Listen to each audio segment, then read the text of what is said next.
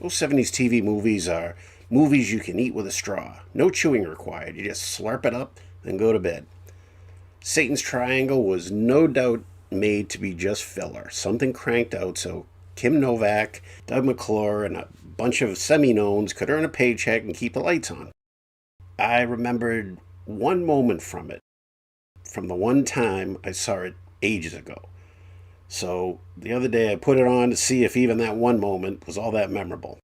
The opening crawl tells us within the last 30 years, just off the east coast of the United States, more than 1,000 men, women, and children have vanished from the face of the earth. No one knows how or why. This is one explanation.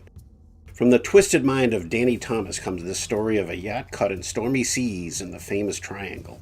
Doug McClure plays the sex-minded rascal half of the Coast Guard helicopter crew sent from Miami Rescue. On the way, we see how rascally Doug McClure is because he eyes a sunbathe. Is he a rescuer being lured by a siren on the seas? By the time the helicopters get close, one has to turn back for strange electronic issues. McClure gets on board and finds dead bodies and Kim Novak, but the helicopter has engine trouble. So the pilot heads back, leaving McClure and Novak aboard. For the first 20-30 minutes, Satan's Triangle could be a Coast Guard version of the A-Team, with our straight-laced, God-fearing, no-nonsense pilot and his happy-go-lucky skirt-chasing pal. But once we're on the yacht, Novak starts to tell us what happened. "We're gonna die in this boat," she says, "just like the others." Novak, her boyfriend, the old dude from Dallas and a bunch of old westerns, rented the yacht so the rich guy could land a marlin. After little success, the old guy finally gets his marlin on the hook. The yacht has to turn to rescue a man on a scrap of debris. He's a priest. He tells a story about how everyone on his boat got sucked up by the Bermuda Triangle. Things start happening. One dude falls from the crow's nest and dies, but he just hooks his foot on a rope. That would have saved him from falling to the deck and breaking his damn collarbone. Someone says the fall snapped his neck.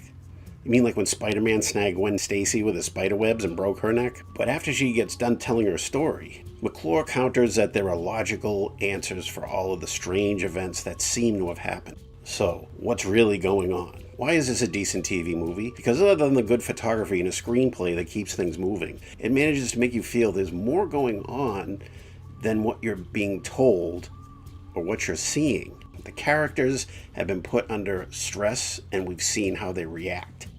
No, really, shut up. It really does it. It's like, it's like a character study, sort of. Actors in these movies need a few bucks, so there's no time for that method stuff. Just stand there, recite the lines, don't walk into the furniture. So, the one moment I remembered, I'm not going to spoil anything, but it's one of the very final shots, and it's just as creepy as I remember. Satan's Triangle is an effective 70 minutes that show that even on a budget, even in a rush, you can make something interesting. Thanks for stopping by. Stay out of the water.